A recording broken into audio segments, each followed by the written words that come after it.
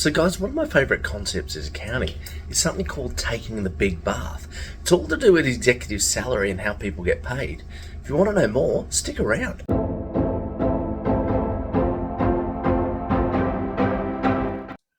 Hi everyone, I've got my t-shirt back on and I promise that you won't have to look at my naked body again for the whole video unless I change my mind, basically. Anyway, look, I wanted to talk this week about the concept of the big bath. Now, I was introduced to the concept of the big bath when I was at university by one of my lecturers, and I realised that sounds kind of sketchy. But the reality is there is a concept in accounting called taking the big bath.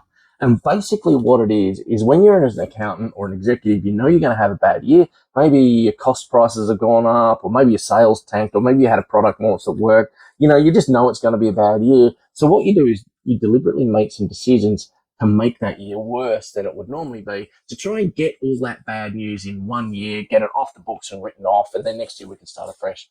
Now, the main reason people do this is based around the way that executives are paid. So let's explore that a little bit further and see why people want to take a big bath.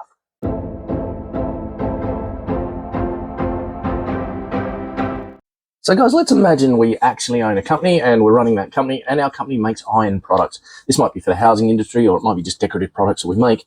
And this year the iron ore price was very high for most of the year. But at the end of the year it returned to normal level, and we're expecting it to actually stay that way going forward for the next couple of years. So in that case, our finances might look a little bit like this. So last year we had sales of 150 and costs of 130 million, making ourselves a nice $20 million profit. This year our sales are the same, 150 million, but our costs have gone up to 160 million, and therefore we're making ourselves a nice $10 million loss. Next year we're forecast to return to the same as last year, making a $20 million profit. Moving ahead, to explain what a big bath is, it's important to look at executive salaries. So executives might be paid a bonus of, say, 5% of any profits that are made of the year, and there's no bonus paid if they make a loss. So when we add an additional line to this financial summary, you can now see what the executive bonuses would look like last year, this year, and the next 2 years. If the executives can actually move some of those costs from next year into this year, and then some of the sales from this year into next year, they can actually start affecting that bonus. Let me show you how. If we were to move some of the sales from this year to next year, even just 10 million of them, suddenly next year we would have 160 million in sales.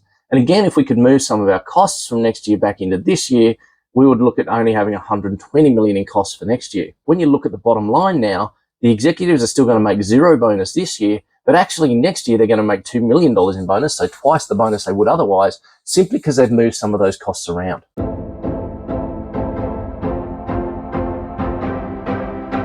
So I think one of the things that's really important to address straight up front in this video is a lot of the concepts I'm going to be talking about walk that fine line between legal and illegal.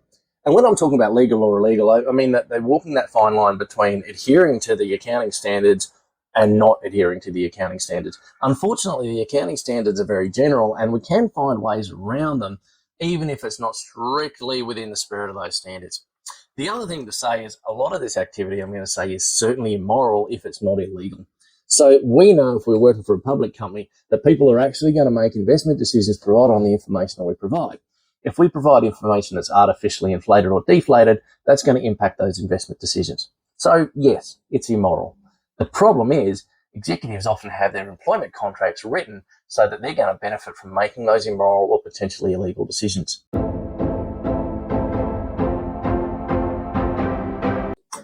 So back in the dark days of the 1980s and before, it was actually fairly simple to impact your financial results as an accountant. You could do some asset reclassification, or you could write some assets up or down, or you could accrue for some costs and things like that. And it was usually pretty easy to get away with it. The reason it was easy to get away with it is because, especially for multinational companies, you're often finding that companies were acting across international borders that didn't have a common set of financial reporting standards. So the Australian standard was different to the New Zealand one, different to the UK, different to the US. And we all had our own little quirks and nuances. 20 years ago or so, we decided that that really is not going to work. We had a couple of things like Enron happen and stuff like that. And we decided to implement international financial reporting standards, which aligned our reporting standards in an international way so that they were fairly similar across jurisdictions. So now it's more difficult to actually make those choices that are going to impact your financial results. But there's still some things that executives can do. So although it's somewhat difficult to really impact those results, it's still possible to make some decisions around when you're going to spend money that are certainly going to impact your costs. It's also possible to influence some of your clients about when you're going to recognize a sale. So let me give you some examples. Typically, maintenance is one of those areas that people can actually bring forward. So if you know in December that you're going to have a bad year, you could look at the preventative maintenance that you've got going on in January and February, try and get it all done in December, because maintenance is a cost in the time that it's actually incurred in. So we're trying to bring some of those costs forward. Likewise, you could pay employee bonuses early, or you could try and move training costs into December. So you're artificially inflating those costs, but it would still be considered within the accounting standards.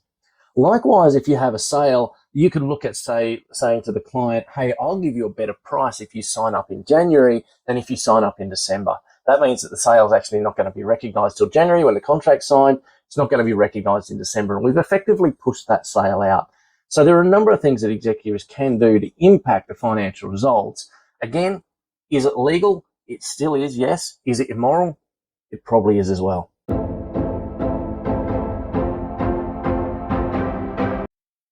So guys, I thought I'd finish this video off by sharing a little bit of a story with you. So in my previous role, I used to work as a director for a very large software company, and I was compensated on sales. I wasn't compensated on costs, so I didn't have to worry about that. But I was only compensated on sales. And my compensation was pretty standard. I was paid a set level of compensation up to 100%. Once I achieved that 100% for the year, I was actually paid double the level of compensation. So twice as much compensation after I just achieved the sales targets for the year. Now, that can create a little bit of problem, because if you get a year where it's obvious that you're not going to make 100%, maybe you're only sitting at 70 or 80%, you might be motivated to push some of those deals that might close at the end of the year into the next year, because next year you could potentially make 100% and therefore be making double commission on some of those deals. So there could be some motivation to go to the clients and say, hey, instead of signing up in December, it'll be better to sign up in January. Maybe we'll give you a better price or better terms or something like that. I've got to admit, that didn't really happen for me. We sort of took the line of saying it's better to have the sale in December than to risk it in January. And we sort of took that moral position of saying that's not the company we want to be. But that doesn't mean that everyone out there is not the same. I suppose the question is, which side of that fence are you going to sit on?